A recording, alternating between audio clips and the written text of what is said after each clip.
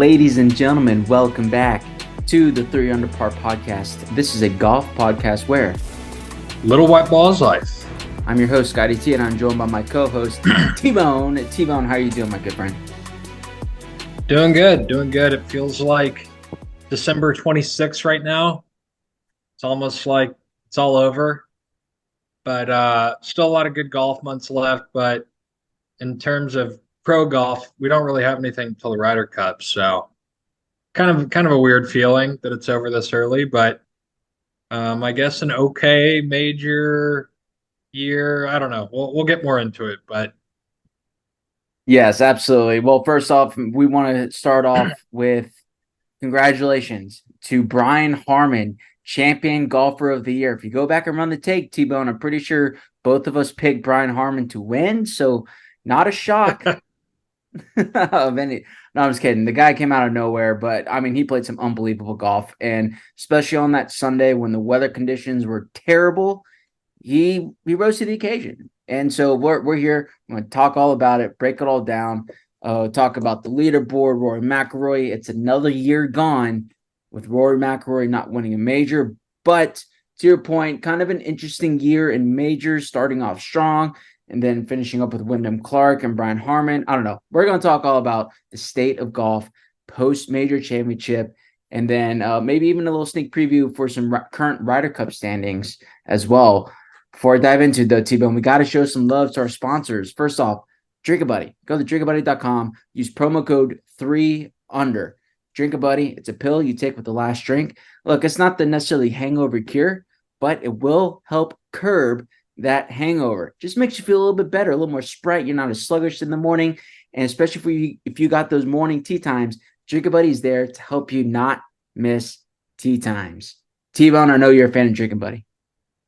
I am. I actually didn't take my drinking buddy this weekend, and I was hurting. This probably isn't a great ad for the brand, as I played pretty well and had an interesting 18 holes with a familiar face on the pod, Mr. KJ, which we can maybe get into a bit. But I was really wishing I had my drinking buddy this weekend. First time I hadn't taken it in a while, and I could feel the difference. So get those orders in. It'll help you. It'll help your golf game, make you feel better. That's right. drinkabuddy.com, promo code 3UNDER. Testimonial itself from T-Bone, the man, the myth, the legend. Also, I want to give a shout out to Chip Golf Co. Hey, thank you to Randall for coming on the podcast last week. That was a really great interview. Good insight. What's it like starting a company? So if you have entrepreneurial aspirations, developing a product, if you want, we can dive into a little bit more. I think that's really interesting, kind of from a business perspective, but also kind of filling a need as well. I think in the marketplace, it's pretty interesting. So go to chipgolfco.com. That's chip with 2 P's, CHIPP golfco.com, and use promo code 3UNDERPAR. Get 10% off your order as well. Hold on. Still got mine here. Red, white, and blue. Stars and stripes. Looks great. Hey, also one thing that's really cool. Yeah, one thing that's really cool is that it actually tells you which philanthropy that they're supporting as well. So when you're buying a glove, you get 10% off, and you're also supporting great causes. And if I click right here on Stars and Stripes, I believe that goes to, well, don't have it in front of me, but it does say on their mission statement which ones they go to. So the Stars and Stripes goes to the Wounded Warrior Project. Pretty neat. Nice. Good stuff. So yeah, want to say thank you again to Randall for coming on the pod last week. Does my does my glove, the pins and aces, go to or blackjack? I've got a friend who I could give that to. Some gambling addicts out there. What is that? So according to the website, it says the glove benefits the National Council on Problem Gambling. The NCPG. I guess I was kind of right. You are correct. So they're not an official partner of NCGP, but the glove goes to that organization. So hey, buy a glove. You're helping T-Bone's friends. Oh man, love to see it. Yeah. Well, T-Bone, before we dive into the Open, I briefly want to talk about, I heard a story about you this week, and I called you out on it as well. T-Bone, it's like You called up the girl for the date in high school. You're really excited. You got dinner, you got a movie plan, and then she bails. Nothing. T-Bone, you set up a golf round with a potential client, and he no-showed. Tell us about it. Oh man, I thought you were going to talk about something else. Nope. I thought you were going to talk about my round with KJ, which we also probably need to get into. But yeah, I'll spare some of the details. Um, I had invited some potential customers out to the golf course. We had a tee time set up for Thursday, and I got a confirmation on Wednesday. Granted, I've never met this person. It was I would say, blind invite to a variety of people I was reaching out to in Houston, and got the confirmation on Wednesday, probably afternoon, even 8:20 tee time. I'm showing up late, but I'm getting there a few minutes before the tee time as usual, and go to check in. Ask the starter, has anyone else checked in? Nope, nothing. Remember, we also paid for the green fee, the foursome. So nothing. Text him, nothing. Call him, nothing. Send him another text like 30 minutes later. I say, hey, feel free to meet us on the back nine if you want. Nothing. So I end up getting, this was an 8:20 tee time. I get a call at 1:30 from the guy saying he was sick. So I'll give him a little bit of credit for calling me, but I think unless you're on your deathbed, you could at least give a text. Am I Yeah. right? I mean, it was I was telling people about this, and one of the responses was, "This is disgusting." But yeah, Yeah. that was a tough look. We're not going to say who it was or the company because, look, there's no reason to tarnish them. I just think it's hilarious. You got stood up. You got stood up on the golf course by a Yeah, prospect. It's also bad because you were paying for the round of golf. You invited him and you got the confirmation. It was even after work hours, right? If I'm not mistaken. So yeah, after work no, hours, probably 15 hours before the tee time. You said it was at 8:20 in the morning tee time? yeah, yeah, And he texted you after the round would have been over. yeah. Yikes. That's not a good look. And knowing their background, it wasn't a. These are golf guys too. Yes. They're not beginners, from what I can tell. They are golf guys. That's why I invited them, and it's a tough look. It's a Tough tough look. look. Tough look. Was Yeah, your self-esteem hurt at all, or are you doing yeah, okay? yeah. It was. I was disappointed having to. Yeah. So I thought I secured a pretty good meeting, and having to walk back in the office with my tail between my legs, yelling I just burned $250 on fire. It wasn't the best, but we did a little schmoozing, and we basically got a rain check. So I think it's going to work Okay. out. But Well, it sounds like they need to do the schmoozing with you. They're the ones who so bailed. another idea buddy gave me was, he said I should book a tea time at the nicest club you could think of in Houston, and then just don't show up on them. See how they like it. Wow. No, you don't do the nicest club. You book a tee time at Harmon Park. So they have to play a course worse than where you were playing. Yeah, yeah, that could work. Because I then like if it's it. the nicest course in town, they're like, oh, okay, well, we're still going to play a kick-ass course. Yeah, well, maybe even like a private course, and then they're just not even able to get through the gate. Like River Oh, Oaks. Tell them like River yeah. Oaks. Okay, we got a tea time here. I'm sorry, you're not on the list, sir. I don't see you. Yeah. See how they like it. Yeah.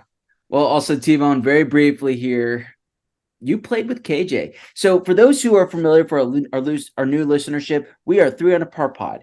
3 under originally was 3. Well, also think about it. Take 2 seconds. What is 3 under generally? You're welcome. We had a third guy, and we went through a 2-year hiatus for pretty much no reason. And our third guy, he's interested in coming back. He hasn't completely shut it off, but T-Bone got to play golf with him, which I do I want to think say. we're much overdue. I've been getting a little grief. We're much overdue for giving this background. So continue on.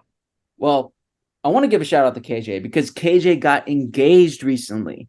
So KJ, want to say from 300 Par Pod, congratulations, brother. Super happy for you. Yeah. All right, you're up. Yeah, I hadn't seen KJ in a while. Um, I don't think either one of us have, and it was good to see him. And the guy golfs more than anyone, like professional golfers. I think he golfs more than them. But Yes. had a very interesting round, and KJ was going to come on to the pod today, but had something come up. But I started off um, par, birdie, par, birdie, birdie, birdie. 4 under through six. What? Dude, are you serious? Yes. Hold on. Okay, so yeah, good birdie on 2, standard. 3 is a tough one. And then you went, wow, that's a good stretch. That's a really good stretch. That's So Sterling, right? Sterling. So Okay. I will I'm gonna I will mention that you made a comment about how they're playing from the white tees now. Oh, It was yes. it was short. It was short. I'll acknowledge Thank that. you. Thank It you. was short. But 4 birdies in 6 holes, I don't care where you're playing from. That's something special is happening. So I make I so agree. Kyle wanted to come onto the pod because he did not agree with my tactics or my strategy from the rest of the day. So I made on 5, I'm 3 under through 5, and I go, I gotta call out the elephant in the room. I'm 3 under through 5. What?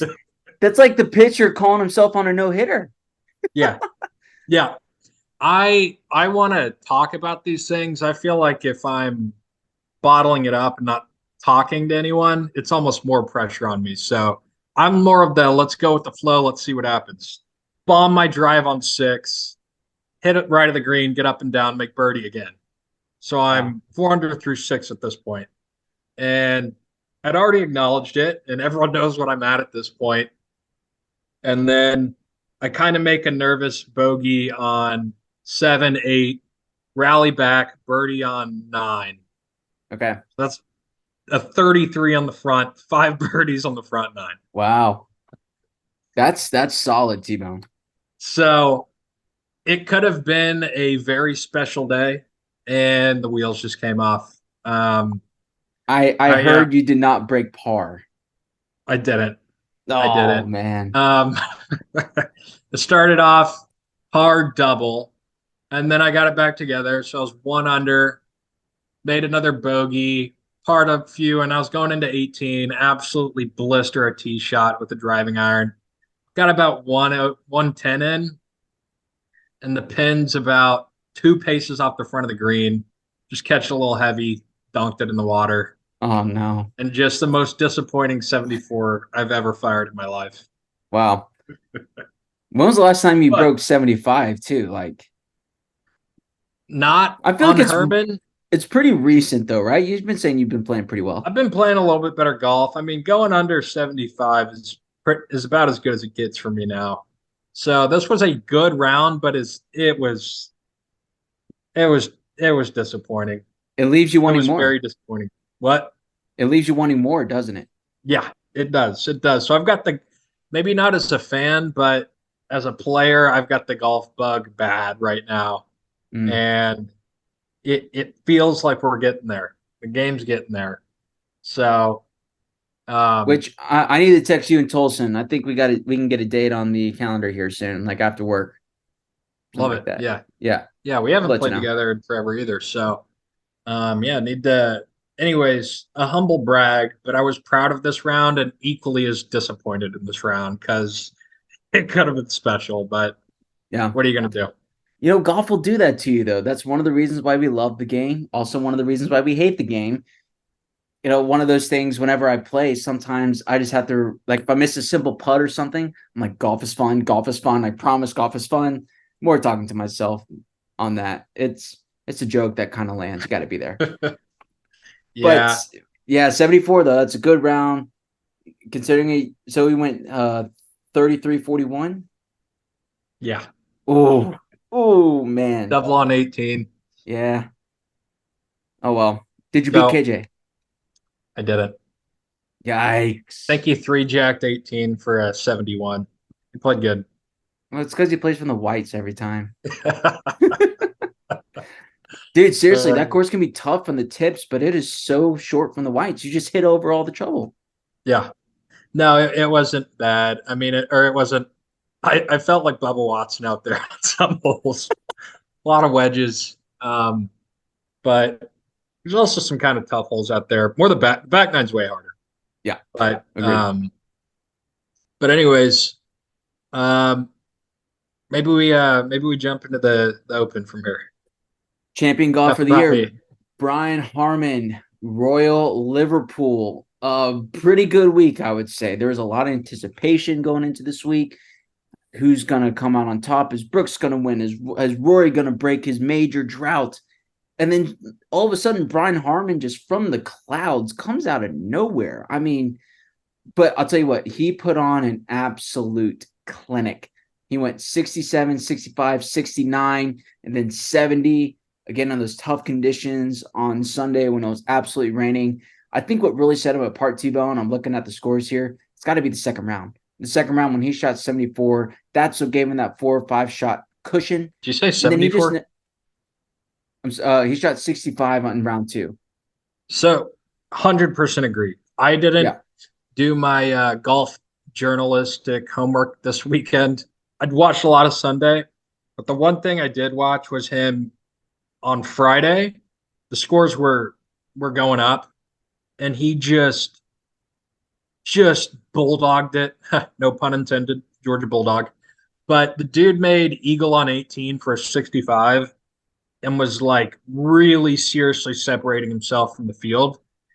And I was thinking this could be a special week for him because it felt different that putt he made.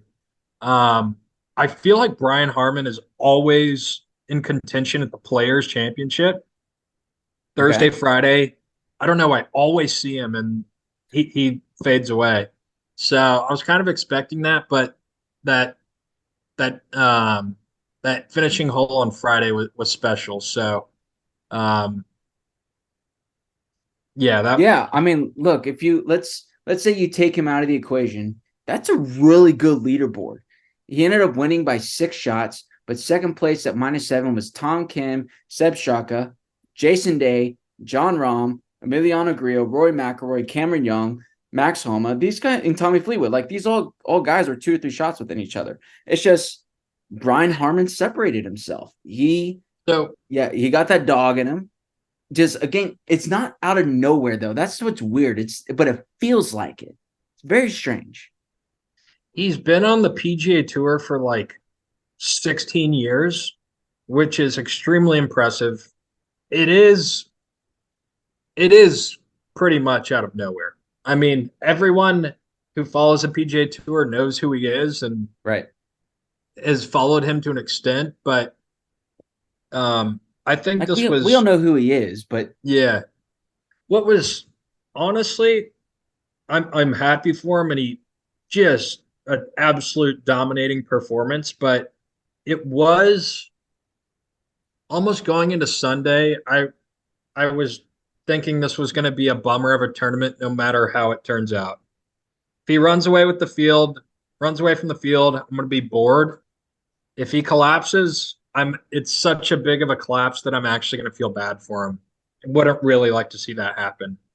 So it was almost like I don't like either outcome of what's going to happen going into Sunday. And yeah. I always prefer drama like everyone does on 18, but not someone who's just bleeding away a 5 to 7 shot lead. That's when it gets like painful. You Right. don't really root against anyone. So honestly, kind of a bummer of how it wrapped up, but I am happy for him and he deserved it. No, for sure. It's felt like a bit of a lackluster finish to the major championship season. So let's Yeah. talk about this for a second. The first two winners, John Rahm the Masters, Brooks Koepka the PGA, and we're just like, all right, like these are some big names. Scotty Scheffler's going to win one this year, and like Rory McIlroy. Like if those two guys won, like I think the golf gods would be shining down from the heavens. Instead, you got Wyndham Clark and Brian Harman, which, all due respect, like we know Wyndham Clark is a very good golfer. And same with Brian Harman. To your point, he's been on tour for a long time. He's only had 3 PGA Tour wins, though. His 2 others leading up to this were the John Deere in 2014, and then the Wells Fargo 20. It says the 2013-14 season, so I don't know which part that is, but around those times. So he hasn't won in six years or so. Mhm. I mean, yeah, I saw the funny GIF. It's like the horse that's drawn by a kid, and the back of the horse starts off great, but as it goes to the front of the horse, it becomes more of like a pencil drawing. That's what it felt like with these 2 major championship winners at the beginning of the season, and then Wyndham Clark and Brian Harman. Yeah, it's not a dud. Look, it's the Open Championship. It's the oldest major in golf. It's definitely not a dud, but it didn't have that I'll, excitement, to your point. I actually will say it was kind of a dud, and I've got a hypothetical for you. Okay. Which was the bigger dud of a British Open? Ben Curtis or Brian Harman? Uh, and how so in terms of the winner or how he won? Because Ben Curtis, that was a close championship, if I remember correctly. I think it was, but I would argue maybe a little bit less of a golfer than Brian Right. Harman was. But I look, just think what the has Ben year, Curtis done? He didn't do anything before. He hasn't done anything since. I mean, I think we're going to say the same about Brian Harman when it's all said and done. But he's Granted, been on he had a tour for good, 17 years yeah, he had a good amateur career too, but I or think when 13, it's all whatever. said Yeah. and done, these majors, these British Opens are going to be very comparable. It's like yeah, yeah, that guy won that year. So the 2023 Open Championship is when he won. Let's see. Oh my gosh. Where's the stupid leaderboard? It was Thomas Bjorn and Vijay Singh finished second. Davis led the third, and Tiger Woods finished T4 What right was that, behind like him. 05, 03. 03? Yeah. So, okay, I see where you're going in terms of like name recognition. Is that right? Kind of what you're going for there? Yeah. Okay. So, Brian Harman joined the PJ Tour in 2012. So 11 years. He's been on tour for 11 years. He played on the Walker Cup against Tommy Fleetwood back in like 2007 when he was at the University of Georgia. So all those pictures started floating around on social media. Really funny. But Brian Harman, not a big guy, 5'7", but he's just a steady guy that got So hot at the right time. you just reminded me of something. The silver lining of this win is it's going to put the distance, the length, shortening of the golf ball, all that stuff, it's going to put it to rest for a little bit. Because Mm, we've been talking about bombers win majors. You know, you got to hit it long to win, blah, blah, blah. We finally stepped away from a bomber winning. The guy just dissected the course, yeah. hit his little. Honestly, there were some drives where it looked like it barely made it to the fairway. Like he carried it maybe 5 to 10 yards in the fairway. And that's a nice change of pace. I mean, you had a guy that just was strategic, straight, and made putts. You didn't have the bombers. Yeah. And if you had a bomber win this, we'd go back to the distance debate. And now no one's talking about that because we Mm, had the short driver win. So that's a silver lining that's from this win. that's really interesting you say that, T-Bone. It kind of makes me think Bombers obviously have an advantage on every course, but this is link style golf. This isn't your traditional US Open or American golf course. I think to your point, links golf really puts a premium on hitting fairways and putting well. And to your point, navigating a golf course, he was hitting it with such precision, being on the right side of the hole, not short siding yourself, avoiding the pot bunkers, because those bunkers there are a legit penalty shot if you're in the wrong place. Not like here in the States where it's a minor inconvenience for these pros. And even sometimes it's better because then they can get the club or the ball, Yeah. the club on the face easier with clip contact. So that's really interesting. I think Yeah. maybe that opens up the British Open to more strategic golfers versus your pure bombers. I hadn't thought about Yeah. that before. Yeah, yeah, for sure. And I mean, again, let's just always go back to the most important thing in golf. The dude rolled the rock. Yeah. What was it, 46 out of 47 within 10 feet? I think it And was 58 out of 59 when it was all and said and done. second, I want to say second fewest putts in a British Open of all time Correct. since they've the Statcast era. Um, when I was watching it on Sunday early on, I was maybe hoping for people to uh, oh, we got to get to that in a second. I was hoping for people to make a charge here and there. No one could No make a one. putt. Nope. Rory, Seth Straka made a few. Fleetwood couldn't buy one. I mean, no one was making anything. He would take a step back and then drain a 20-footer. It was incredible. But yes, we got to address this because this was one of the more ruthless things I've ever seen on a telecast. I That think the was broadcast, ruthless. it was. I think the broadcast got so bored they started doing the waggle counter on Brian Harman. Look, he's got a 5-6 shot lead with 4 holes left to play, or they started it early in the broadcast, but oh my gosh, the waggle. The waggle. It put Jason Duffner to shame. I thought one of the ones I saw was like 13. I thought that was Yeah. bad. And I saw one that was like got up to 20. And I was like, Wow. God, this is ridiculous, but it is so disrespectful to be putting this. I mean, that actually made me kind of mad, but I was also mad at Harmon because I was so annoying. But again, like I think that was just kind of his mindset the whole it just felt like that's who he was the whole round. Like, fuck all of y'all. I'm Yeah. gonna win and do what I want. No one's gonna cheer for me. I don't care. I'm winning this. Like, but I thought that was just ruthless. It was. To your point though, he won. So who cares? It was I think the whole thing was maddening. The Yeah, broadcast doing it, Brian Harman doing it himself. I just wanted to like hit the daggum thing, and then G pokes it out there 260, but it's right in the middle of the fairway. yeah. Unbelievable. Pretty Yeah. remarkable. So to the point about the waggle, I do have a question from loyal listener Garza. The question is, if you win majors, are you allowed 13 waggles per stroke? So, for example, if Cantlay won a major every 3 years and 2 tournaments a year, would you be okay with slow play? I don't think I fully understand the question. So, his question was, if you win majors, are you allowed 13 waggles per stroke? So, pretty much, Hmm. like, if you win majors, can you play really slow and get away with it? Yeah, I don't know. And I don't think he was necessarily that slow other than the Waggles, but I guess that is a lot of times. So, I mean, you saw how pissed people got at Cantlay at Yeah, the Masters. He's kind of seriously. had the target on his back ever since, and I think if he would have won, people would have been pissed about it. So, yeah, I mean, I guess if you can back it up as a golfer, you don't care, but as a fan, you're always going to have a target on your back. The golfer's always going to have a target on their back from the fans.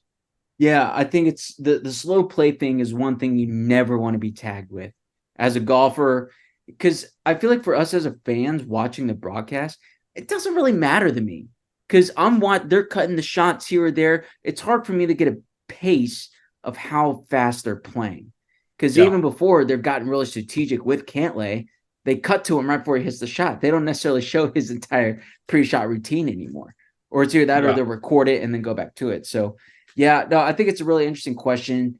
Winning solves a lot of problems. Let's put it that way. If you win, then nobody talks about, oh, he's a slow player. They just say you won the Masters. They don't say how long your round was. yeah, But yeah, I thought, the waggle counter, man. We just had to talk about that for a sec. That was unbelievable. yeah. Um, I guess since we're the Rory fan club boys, Man, we want to tough. touch Rory for a minute. Yeah, we got 9 minutes left here. So yeah, let's talk Rory briefly and then kind of maybe give a brief Ryder Cup standings uh, kind of Yep. situation, what it could be potentially looking at. But look, T-Bone, it's another year, another gone. Rory McIlroy does not win another major. Second in the U.S. Open, top 5 or top 6 here in the British Open.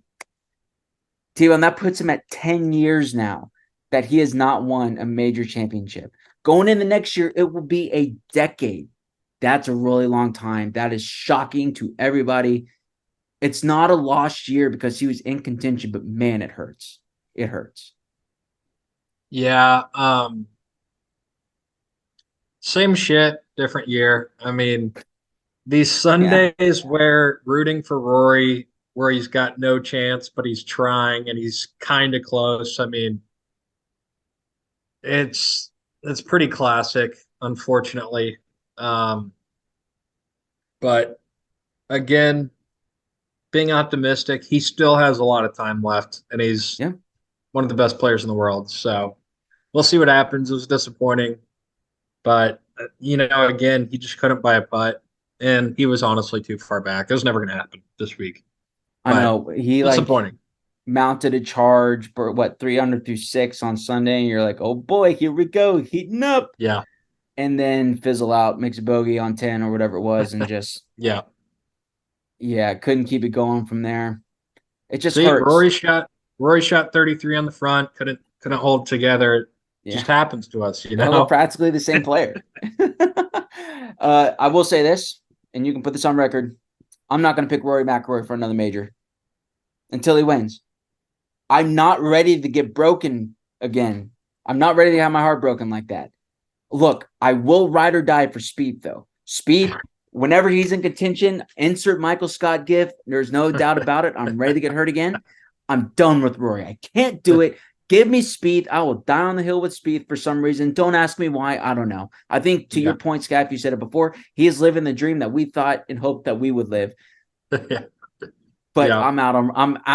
I'm not obviously not out on Rory McIlroy like as a person, as a golfer. He won the Scottish Open the week before. That's why I didn't pick him, because he won the week before. It's so hard to win back to back. I'm out on him winning another major until he does it. I Yeah. just can't do it anymore.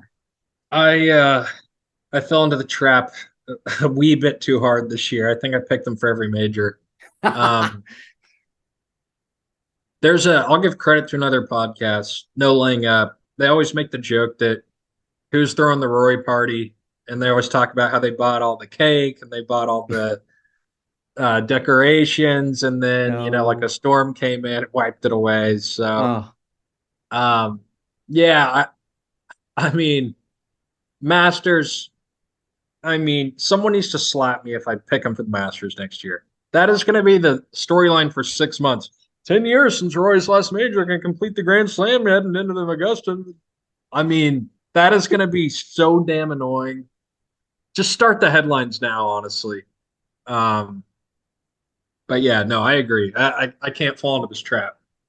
so for all the listenership out there, I'm looking at you, Ingram. I'm looking at you, Tomas. I'm looking at you, everybody else who listens, who are boys with T-Bone. If he picks Rory for the Masters, and Tolson, if he picks Rory for the Masters next year, you have permission to slap bet. It's a slap bet. You Shit, have it I don't here. like that. But fair enough. Yeah. Well, T-Bone, 5 minutes here, very briefly. And it's not, and we'll do a deeper dive on the Ryder Cup teams as we get close to the Ryder Cup. It's that last week in September 29th, 30th, and October 1st is the week in Rome, Italy.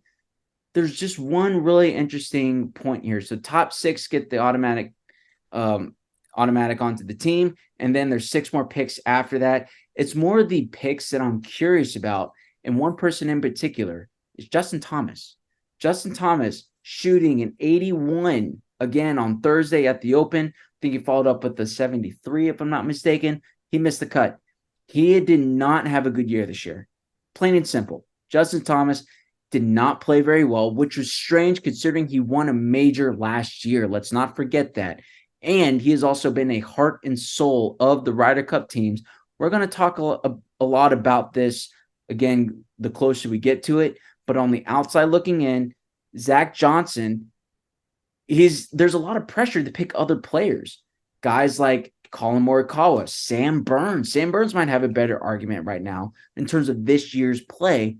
But T-Bone, gut reaction right now, which Justin Thomas, he's playing in the Rocket Mortgage. He just committed today, if I'm not mistaken, to the last tournament of the year. I think it's the Wyndham. I think he's trying to relieve that pressure off Zach Johnson. But T-Bone does, as of right now, does JT deserve to be on the Ryder Cup? Oh man, I was worried you were going to ask me that. I think it's a Yeah. coin toss. I think it's a coin toss. I mean, I think you got to kind of go. I kind of lean towards no. I think Wow. it's.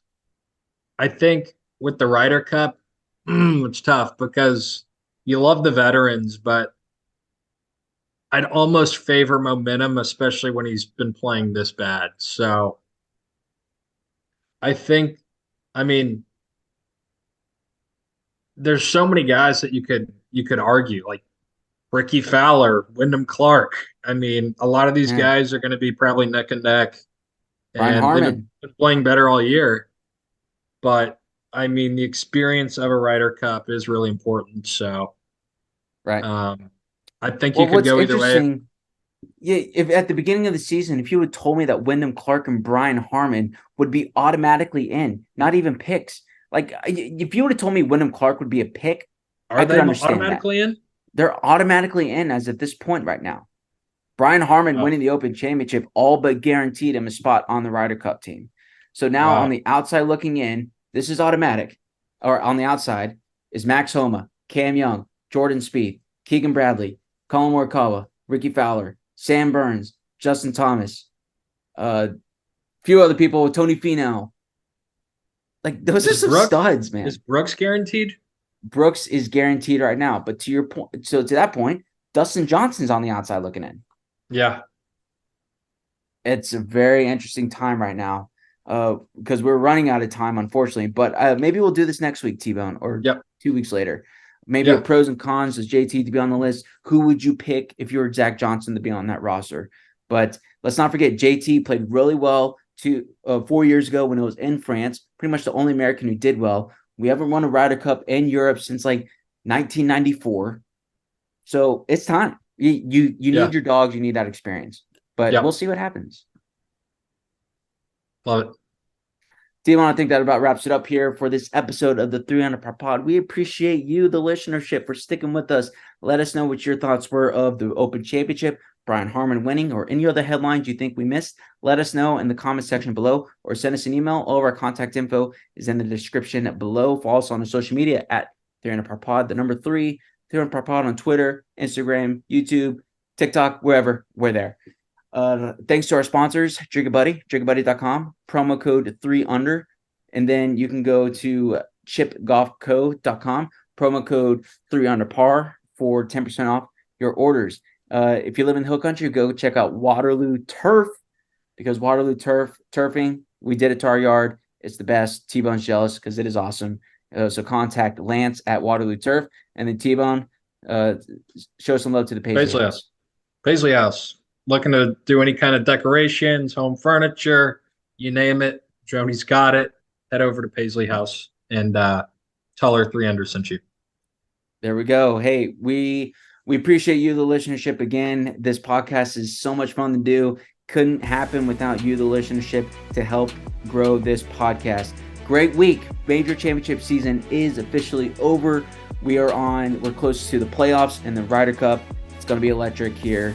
And congratulations again to Brian Harman, your championship golfer of the year. Thank you for listening to 300 Per Pod. I'm Scott for T-Bone, and remember, Little white balls life.